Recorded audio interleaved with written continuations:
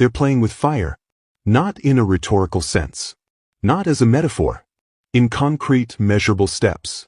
The Baltic Sea is being sealed, layer by layer, under the language of protection and security, while the practical outcome points in a far more dangerous direction. What is unfolding here is not observation. It is control. And control in this region has a long memory. What actually happened is easy to describe, even if it's rarely explained in one place. NATO has effectively assumed operational oversight of the Baltic Sea, justified publicly as a mission to protect underwater infrastructure. Finland has announced the creation of a maritime surveillance center in the Gulf of Finland, coordinated with the Baltic states and the European Commission.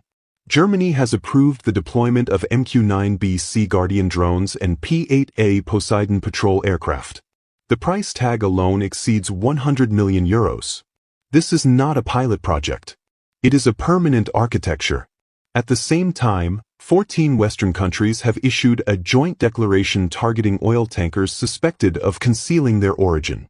These vessels, often accused of changing flags, disabling transponders, or operating with documentation deemed insufficient, are now being treated as effectively stateless. That legal move matters more than it sounds.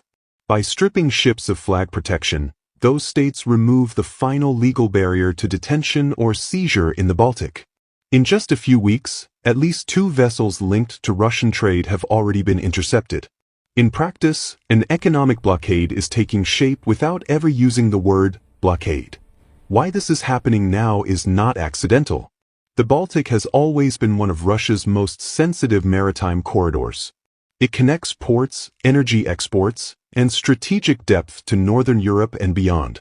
For NATO, it is also one of the few areas where Russian naval movement can be constrained geographically, technologically, and legally at the same time. Finland's accession to NATO changed the map overnight. What used to be a shared, tense space is now treated as an internal security zone of the alliance. The Finnish border guard presents the new surveillance center in bureaucratic language, protecting power lines, data cables, and gas pipelines. On paper, it sounds reasonable. Underneath, the mandate is far broader. The center reserves the right to intervene in territorial waters and exclusive economic zones. Intervention does not mean observation. It means stopping vessels, inspecting them, immobilizing them if deemed suspicious. Suspicion in this framework is defined loosely: unusual speed changes, altered routes, irregular signals. Any tanker with Russian links fits that profile by default. This is where the picture changes from monitoring to dominance. The seabed will be filled with sensors. Artificial intelligence systems will analyze maritime traffic in real time. Data will be shared seamlessly across NATO members. Helsinki is already positioning itself to finance this with EU funds. What emerges is a digital nervous system across the Baltic, capable of tracking, classifying, and targeting maritime movement continuously. Not episodically. Permanently. Germany's role confirms that this is not a local initiative. Berlin has ordered 8 MQ-9B Sea Guardian drones from the American defense contractor General Atomics, explicitly tasked with monitoring the Baltic and the North Atlantic. These drones will operate alongside P-8A Poseidon aircraft, also American-made, designed for maritime patrol and anti-submarine warfare. This is not passive defense. It is full-spectrum maritime control. Air, surface, and subsurface domains integrated into a single operational picture. What this changes is straightforward and profound.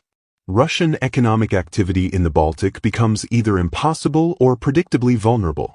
Even when vessels comply with international maritime law, the new framework allows them to be flagged, delayed, or seized under the justification of sanctions enforcement or infrastructure protection. The strategy does not require a naval battle. It relies on slow strangulation, wrapped in legal language. From NATO's perspective, it is efficient. From Moscow's perspective, it is an undeclared act of economic warfare. At this point, the analysis quietly crosses a line. When surveillance turns into selective enforcement, and enforcement becomes routine obstruction, neutrality disappears. Finland is not merely hosting a monitoring center. From the Russian analytical view, It is building what amounts to an EU-legitimized, NATO-backed anti-Russian interdiction hub. Call it piracy, call it sanctions compliance, call it security. The effect is the same. If you're still following this, you're probably not satisfied with headline explanations. You're trying to understand where power is actually being exercised and why. The declaration by 14 Western states makes that exercise of power explicit. Britain, Belgium, Denmark, Finland, Germany, France, Iceland, the Netherlands, Norway, Poland, Sweden, Estonia, Latvia, and Lithuania jointly announced that tankers suspected of masking their origin can be treated as stateless. This is not a minor regulatory tweak. Under international maritime norms, a stateless vessel has almost no protection. It can be boarded, detained, or seized with minimal procedural friction. Why do it this way? Because it fragments responsibility while coordinating outcomes. No single country declares a blockade. Each state enforces its own rules. Collectively, the Baltic becomes a hostile funnel for Russian maritime trade. In Brussels, this is described as regulation. In Moscow, it is perceived, with reason, as an ultimatum delivered in legal form. Russian political analyst Yuri Baranchik put it bluntly, "This is not just a sanction regime, it is an ultimatum with direct consequences." In his view, the West tested the waters with early confiscations. First the Americans, then the French. Each time, Russia protested diplomatically but avoided escalation. That restraint was noted and interpreted. When no response followed, the calculation in Western capitals shifted. If there is no cost, the pressure can increase. Baranchik has been warning about this trajectory since the first U.S. seizure of a tanker bound for Venezuela. His argument was simple: if Moscow does not respond decisively to these precedents, Europe will replicate them in the Baltic under a multilateral umbrella. That is exactly what has happened. What was once optional policy has hardened into collective practice. His conclusion is uncomfortable but historically grounded. Choosing humiliation to avoid conflict rarely avoids conflict. It only postpones it under worse conditions. Silence, in his words, invites mockery and escalation. The tanker Marinera illustrates how dangerous this precedent has become. On January 7th, the U.S. Navy boarded the vessel in international waters of the Atlantic, south of the Faroe Islands. Helicopters. Forced inspection. Seizure. Washington cited sanctions. Moscow called it a blatant violation of the UN Convention on the Law of the Sea. The ship, previously named Bella 1 and sailing under a different flag in December 2025, was carrying oil to Venezuela. It had been designated part of the so-called Shadow Fleet. When the crew refused inspectors, pursuit followed. The vessel was renamed Marinera and temporarily registered under the Russian Maritime Registry. On board were 28 crew members of various nationalities, including Russian citizens who were later released and returned home. The human story matters. But the precedent matters more. A vessel seized on the high seas under unilateral sanctions. Russia insists the Marinera was operating fully within international law. The United States frames the action as routine sanctions enforcement. Same event. Two incompatible legal realities. One side calls it law. The other calls it piracy. Kremlin-aligned journalist Alexander Yunisev pointed out a revealing detail. Both Moscow and Washington have been careful not to frame the incident as an interstate conflict. Russian officials and U.S. Vice President J.D. Vance have emphasized that the vessel was not fully Russian. The message is clear. This gray zone is intentional. It allows pressure without triggering formal confrontation. From the Russian perspective, the strategic intent is now obvious. Push Russia out of the Baltic. Turn its trade routes into legally mined corridors. Force a choice between economic submission and forceful response. In that game, it is NATO that is edging closer to the spark. Every sensor placed on the seabed of the Gulf of Finland, every Sea Guardian drone circling overhead, every coordinated declaration against Russian tankers nudges a red line outward.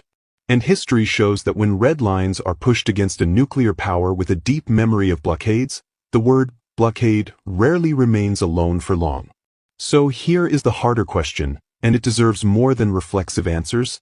How long can this slow-motion siege continue before it produces the very conflict it claims to prevent? And if the Baltic becomes a laboratory for economic warfare, what stops that model from spreading elsewhere? Leave your thoughts where this conversation continues. Not slogans. Not loyalties. Just reasoning.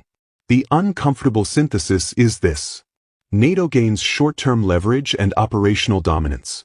Russia loses economic freedom of movement and strategic depth in a vital corridor. Smaller Baltic states gain protection but also inherit frontline risk.